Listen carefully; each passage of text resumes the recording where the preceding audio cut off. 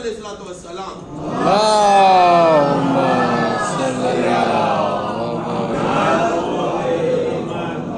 مولا میرے کی حدیث ہے, اس صورت کو کیا خوبصورت بناتے ہو جسے مٹی میں ملنا ہے. میں اس سے آسان کیا بتاؤں مولا کیا حدیث, اس صورت کو کیا خوبصورت بناتے ہو جسے مٹی میں ملنا ہے. اگر خوبصورت بناؤ تو قلب کو بناؤ جسے خدا سے ملنا ہے. واہ واہ. روح کو خوبصورت بناؤ, نفس کو خوبصورت بناؤ, سیرت کو خوبصورت بناؤ جسے اللہ سے ملنا ہے. کمال کی بات ہے, پوری محنت یہ ایک ہتھیلی صورت پر ہے. ایک ہی ہتھیلی ہوگا اس لیے موضوع اتنا ہی آتا ہے نا, ایک ہی ہتھیلی سمجھا. ایک ہتھیلی حصے کو خوبصورت بنانے میں ہم کچھ زندگی لگا رہے ہیں, اور جس سیرت کو آخرت میں نظر آنا ہے اس پہ توجہ نہیں دے رہا. بول پا. تو مولا معصوم کیا ہے, ایمان میں رہنے کے لیے کیا شرط ہے؟ پہلی چیز مادیات کے لالچی نہ بنو.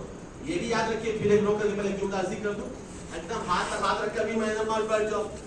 جب لالچ ہوتی ہے تبھی محنت ہوتی ہے. ہاں مطلب پتہ چلا بار بار یہ کہہ رہا ہوں, جب سنا تو پوری سننا. میں نے کہا کہ مولانا نے کہا لالچی مت بنو, مطلب یہ گھر بیٹھے رہو, اس لیے اگر لالچ کریں گے تو پھر محنت کرنا پڑے گا. ہم اپنی ذمہ داری, اپنے اہلویاں کی ذمہ داری قوم نہیں اٹھاتی, فرد کو اٹھانا پڑتا ہے. اور یہ جب لالچ پیدا ہوگی تبھی انسان محنت کرے گا. وہ لالچ جس معنی میں ہم نے بیان کیا ہے وہ ایسا لالچی کہ ہم نے مثال پیچھے ساتھ کی دی ہے. متوجہ, وہ الگ سے ہے, یہ الگ سے ہے. دوسرا مسئلہ حسن کے فریب میں نہ جانا. عبد الرحمن ابن ملجم یمن سے آیا تھا, مولا علی کی بیعت کر رہا تھا. مولا نے منع کر دیا تھا, مت کرو مت کرو.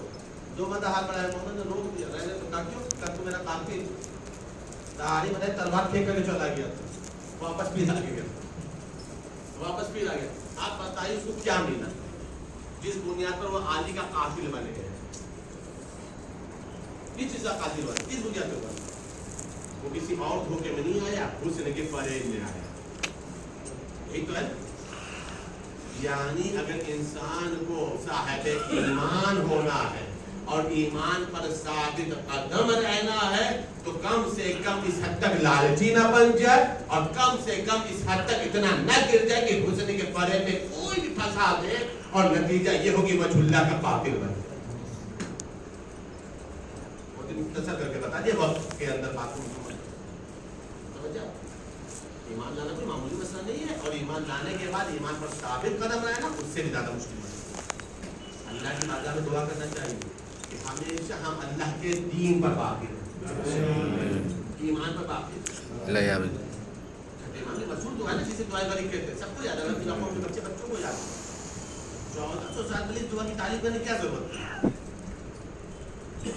1400 سال پہلے اس کو یہ دعا کی تعریف کرنے کی کیا ضرورت ہے, آپ ہمیں بتائیں. جب حجت خدا سامنے, معصوم سامنے, جو بھی کم بیش مسئلہ ہوگا وہ معصوم طے کر دے گا, جو بھی ڈاؤٹ ہوگا وہ کلیئر کر دے گا, جو بھی شک ہوگا وہ دور کر. ہوتا یا نہیں ہوتا؟ ہاں, یہ نہیں تھا آسان مسئلہ. ہم تو غیبت کے زمانے میں زندگی گزار رہے ہیں نا, وہاں تو معصوم سامنے تھے. لیکن 1400 سال پہلے مولانا دعائے غریب بتائی, کیا کہا؟ یا اللہ یا رحمان یا رحیم یا مقلب القلوب ثبت قلبی علی دینک. ترجمہ پڑھا ہے اس کا کبھی آپ نے؟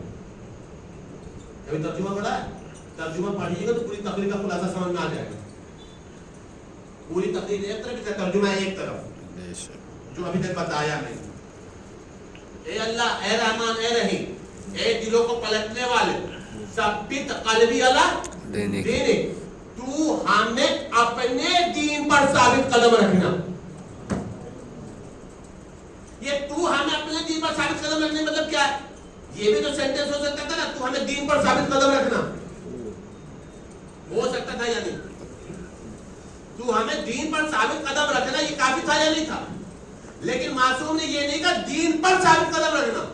چھٹے امام نے کہا تو اپنے دین پر ثابت قدم رکھنا. مطلب سمجھ میں آیا؟ اس لیے کہ چھٹے امام 1400 سال پہلے, آنے والے 1400 سال بعد اور اس سے بھی آنے والی تاریخوں میں مولا جان رہے تھے کہ روزانہ کچھ نہ کچھ دین میں شامل کیا جائے گا. روزانہ کچھ نہ کچھ دین میں ایڈ کیا جائے گا. جو دل چاہا شامل کر دیا، جو دل چاہا نکال دیا. کہا یہ بھی دین ہے وہ بھی دین ہے. یہ سمجھ لینا یہ دین وہ دین نہیں ہے. اگر دعا کرنا تو یہ کہنا میرے معبود تو ہمیں اپنے دین پر ثابت قدم رکھنا، لوگوں کے بغیر ہوئے دین سے ہمیں کوئی مطلب نہیں ہونا چاہیے. سمجھ میں آئے پوری تقریر کا خلاصہ سمجھ میں آیا. یعنی اس زمانے میں اور آنے والا زمانہ اتنا زیادہ پورا شوب ہے، اتنا زیادہ ڈینجر ہے